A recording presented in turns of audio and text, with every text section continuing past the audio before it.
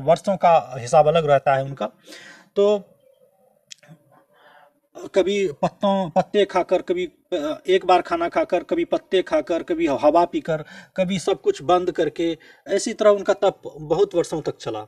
और इधर बीच में देवताओं ने भी प्रयास किया, कामदेव को जगाया कि जैसे हम लोगों में किसी के प्रति आकर्षण होता है, महिलाओं का पुरुषों के प्रति, पुरुषों का महिलाओं के प्रति, तो पुरुष में कहा जाता है कि कामदेव का निवास है, और महिलाओं में रति, उनकी पत्नी जो है रति देवी का विकास है। तो महिलाओं में जो काम उत्पन्न होता है उसे रति कहते हैं, और पुरुष में जो मन में प्रेम या आकर्षण उत्पन्न होता है उसे काम कहते हैं।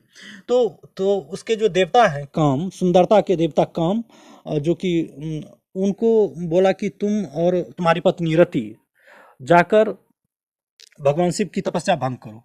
तो वो दोनों नृत्य गान करते हुए भगवान शिव की तपस्या भंग करने के लिए लगे। कई बहुत प्रयास किया, नहीं हुआ, तो उन्होंने एक पुष्पवान, सबसे अमोघ पुष्पवान मारा, तो उनकी समाधि भंग हुई। उन्हें लगा कि किसी ने जानबूझकर मेरी समाधि भंग की है, मुझे समाधि से जगाया। तो वो गुस्सा के क्रोध से तीसरा नेत्र खोल देते हैं भगवान शिव, और इसको कामदेव को भस्म कर दिया जाता है। तो कामदेव का शरीर भस्म हो जाता है। तो उनकी पत्नी बहुत रोने लगती है कि नहीं, हमारे पति को जीवित किया जाए। तो उन्हें फिर से जीवन दान मिलता है, लेकिन शरीर नहीं मिलता, वो उन्हें अनंग कहा जाता है। इसलिए सब में काम विराजता है, सबके मन में काम रहता है, लेकिन काम दिखता नहीं है, ऐसा एक कहानी है।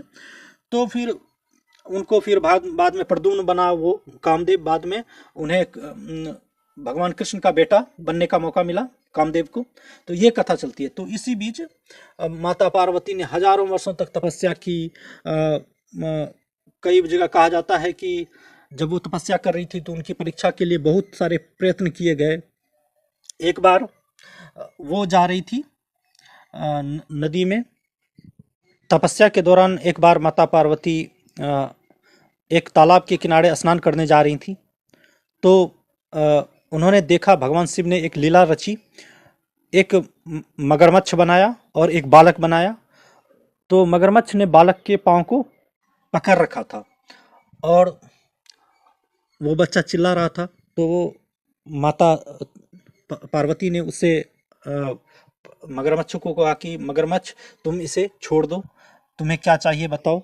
तो मगरमच्छ ने कहा मैं इसे छोड़ दूंगा, लेकिन तुमने अब तक जितने हजार वर्षों की तपस्या की है वो तपस्या मुझे दे दो, तभी मैं इस बालक को छोड़ूंगा।